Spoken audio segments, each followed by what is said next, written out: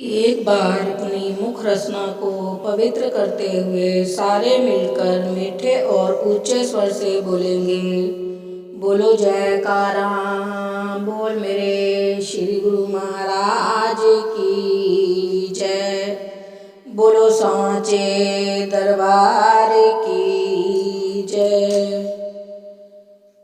संत महापुरुष फरमाते हैं, संत महापुरुषों की पावन संगति से शुभ विचार मिलते हैं, शुभ विचारों से शुभ संस्कार बनते हैं, शुभ संस्कारों से मन शुद्ध होकर आत्म आनंद को प्राप्त करने में समर्थ होता है। संत महापुरुषों की संगति ही मनुष्य के शुभ संस्कारों को बनाने के लिए अति आवश्यक है।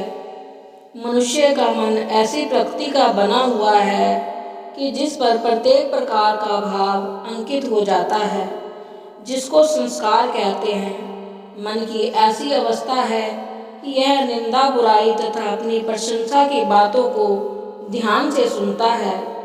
यही बातें विचार का रूप धारण कर लेती हैं और विचार ही संस्कार बनते हैं। जिस प्रकार घर की सफाई करने में तो अधिक समय लगता है, परंतु कूड़ा करकट बिखेरते समय देर नहीं लगती। ऐसे देख लो, पानी को ही ले लो। पानी में यदि रेत मिट्टी आदि डाल दी जाए तो वह पानी शीघ्र ही गंदा हो जाता है, परंतु उस पानी को साफ करने के लिए कितने साधन जुटाने पड़ते हैं। उसे फिल्टर करना, छानना आदि कई ढंग अपनाने पड़ते हैं, तब कहीं जाकर वह पानी साफ पीने योग्य बनता है। इस प्रकार मन को सत्पुरुषों की संगति तथा सद्गुरु के बताए हुए उपदेश नाम की कमाई से ही साफ किया जा सकता है।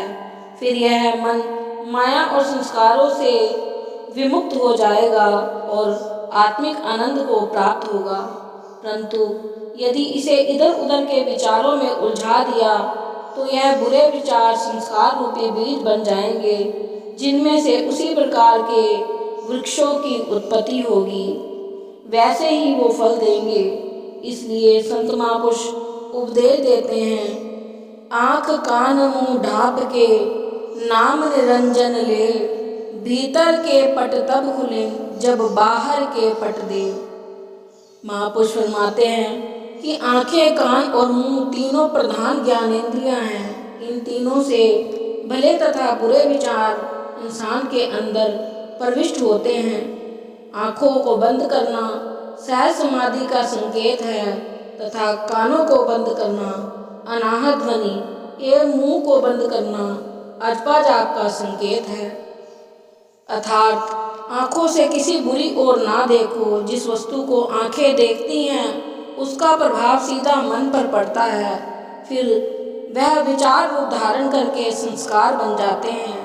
तभी तो संत महापुरुष फरमाते हैं कि हर समय इष्ट देव मालिक का ध्यान करो, ताकि अंतर मन में कोई और ना बस सके, जिससे कि सुरति एकाग्र रहकर निरंतर शब्द में नाम की कमाई में लीन रहे। कान के द्वारा ऐसी बातों को मत सुनो जिससे कि दिल में बुरे विचार पैदा हों। यह श्रवण रस ऐसा है कि शीघ्र ही दूर से कोई निंदा चुगली अथवा अपनी प्रशंसा की बात हो रही हो तो उसे सुन लेता है। वही विचार ही संस्कार बनते हैं। मुंह से ऐसी वाणी ना निकले जिससे कि पीछे पछताना पड़े। इसलिए संत महापुरुष उपदेश करते हैं कि मन को बुरे विचारों से बचाने के लिए सदा मालिक के भजन का सुमिरन में चित्त लगाएं, अन्यथा इन मायावी संस्कारों का परिणाम अधिक कष्टदायक होगा। जैसे संस्कार बनते हैं वैसे कर्म भी स्वाभाविक होते जाते हैं। यदि लक्ष्य को पाना चाहते हो तो ऐसे विचार पैदा करो जिससे मन व कर्म से हम सतगुरु को अपने आप को अर्पण कर सकें और नाम की कमाई करें।